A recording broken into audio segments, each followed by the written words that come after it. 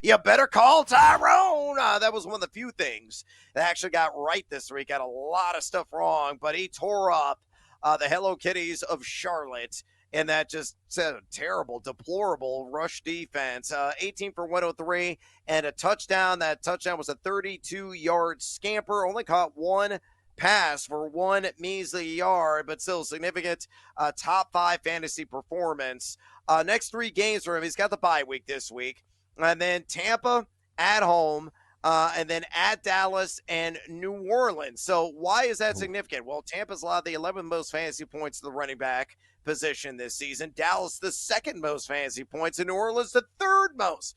Tyrone Tracy, in my opinion, these next three games must start material. I don't care if it's Daniel Jones. I don't care if it's somebody else under center for this team. He has got to be in uniform and on your fantasy football roster and starting roster.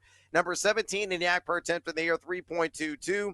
20 missed tackles forced. That's one more missed tackle, significant lighter workload compared to Breece Hall, who's got 19. Member of your New York Jets, who you've now disowned, Ryan Horvat. So Tyrone Tracy, man, has been absolutely divine. A guy that's come out of the woodwork, and he is shocking the fantasy world right now. Yeah, you said it all right there, man. Really, since week 5, I've always loved his skill set, right? He could be a slot receiver in this league. He could be a running back in this league. He's got the ultimate skill set. He could be the Swiss Army knife in an offense where you really need playmakers, because other than Malik Neighbors, who's getting open, you just have a quarterback that can't get him the football. It's Tracy right now. Anytime touchdown was priced minus 125 yesterday. I bet it yesterday morning anyway. Since week 5, he's averaged 18 touches, 97.6 total yards. Started on slow, 57% of the snaps, now up to 84% of the snaps. Missed tackles, that number only continues to go up, and he's a must-play right now. Did have the fumble yesterday, but he's got a bright future. And like I said, not a whole lot of other options, really, playmakers in New York right now for either team, but especially the Giants. So some very fair and favorable matchups coming up for Tracy. I love him, man. Yeah, take advantage of that soft upcoming schedule. Get him in your lineup every week. I think he's going to have nothing but RB1 returns in 12-team half-point PPR formats. Let's go to the CMC Football Factory. Give a breakdown of what he did. I said he was RB16 entering the week. Well, he finished at number 17, so it's pretty damn close there on that projection. 13 for 39 on the ground, 6 for 68 through the air. Didn't find the end zone, which is a bit stunning. To say the least, they're in Tampa, but resembled his old self. It's not real easy running on that Tampa team because of Vita Vea, but you could definitely take advantage of them in the short field, and he was getting some quality chunk gains as a receiver in that contest. Next three matchups for him against Seattle, 8th most fantasy points allowed to the running back position at Green Bay, only number 20 at that position in terms of fantasy points allowed to RBs this season. San Francisco also middle of the pack at number 17. CMC only 2.08 yards after contact per attempt yesterday. Didn't force a single missed tackle on those 13 rush attempts, but he's knocking off the rust and the dust. I thought he looked damn good, especially as a receiver, which I anticipate in this game. So all systems go. He's got to be minimum top 5, probably maybe even minimum top 3 rest of the season, right? Yeah. Jordan Mason was the starter for the first 9 weeks, and now it's CMC time once again. I tried to make a trade for CMC, no dice.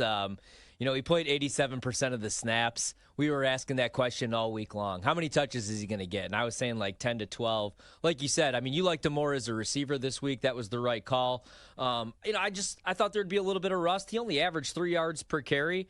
Tampa's defense gives up usually 4.9 to backs this season, but I think there was a little bit of rust, and I think he's going to be better next week and then the week after that, and I think he's definitely going to be a top 5 option because of his skill set. So I'm back in on McCaffrey. Wish I had him. Tried to buy low. Tried to buy high even. Wasn't happening. So, big fan. Yeah, big fan indeed. Calvin Ridley is next up. Riddle me this, riddle me that. He is that cat right now. A guy that's getting it done, man. Number 3 in week 10 in terms of fantasy production. 9 targets, 5 receptions, 84 yards, not one, but also 2 touchdowns, getting back in the rhythm and flow with Will Levis, who returned to the starting snaps under center. And that was against the LA Chargers, a very formidable defense. So quite an impressive effort from Calvin Ridley, who has really turned into the main man in this offense. Of course, no DeAndre Hopkins, now catching passes from Patty Mahomes there in Kansas City. Look at Ridley. Next 3 games, Minnesota, 3rd most fantasy points allowed to wide receivers. At Houston, 6th most fantasy points allowed to wide receivers.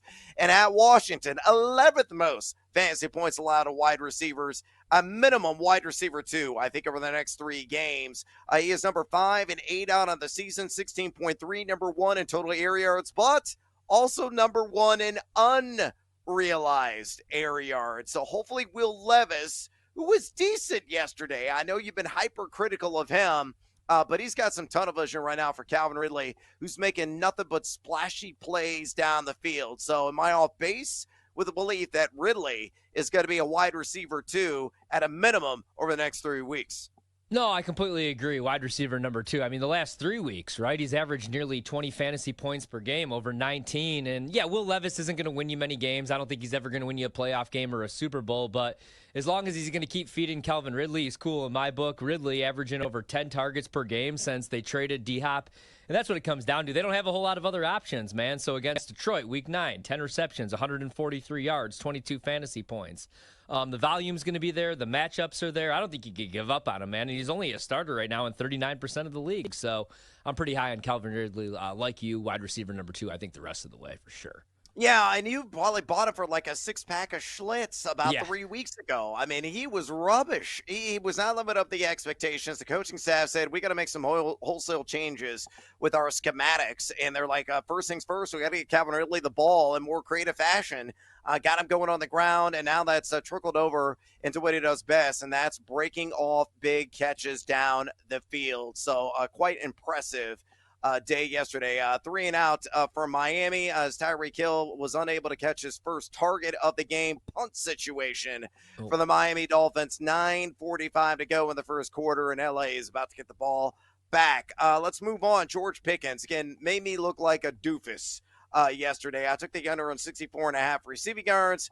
Wiping the yolk out of my retina as a result. A guy that was also inside the top 5 in his Week 10 fantasy production. 7 targets, 5 catches, 91 yards, and a touchdown in the nation's capital against the Commanders. Next 3 games, delightful schedule over the next 2. Baltimore, number 1 most fantasy points allowed to wide receivers. And then at Cleveland, 2nd most fantasy points allowed to WRs.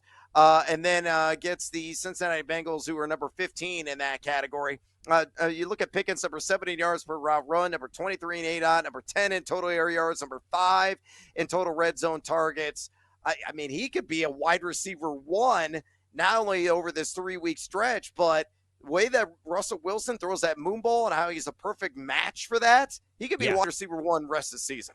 Oh, yeah. I mean, since Russ has taken over, right, he's wide receiver number 9, I believe, in that span. He scored in 2 of the 3 games where Russ has been the starting quarterback. You always talk about the moon ball, man, and that's why I've been playing the longest reception on Pickens. Yeah. He's had so far a 44-yarder, a 43-yard reception, and a 34-yarder with Russ Wilson. So I believe he's went over that number in all 3 weeks. So I like the longest reception prop. I think he's a wide receiver number 1 moving forward. Can't believe I'm saying that. And that was the concern for me a little bit about like Pittsburgh. Who's wide receiver number 2? And just, making that switch because Justin Fields was 4-2. And now all of a sudden Russell Wilson's 3-0. Pickens has averaged 92 receiving yards per game since week 7. I completely agree. I think he's a wide receiver number 1, especially with these favorable matchups moving forward. Yep, mea culpa, I was wrong, and I typically am. Again, I didn't think Russell Wilson was going to be this good, and he has really shown up and show out, and it made me look like a horse's ass as a result. I mean, he's been tremendous.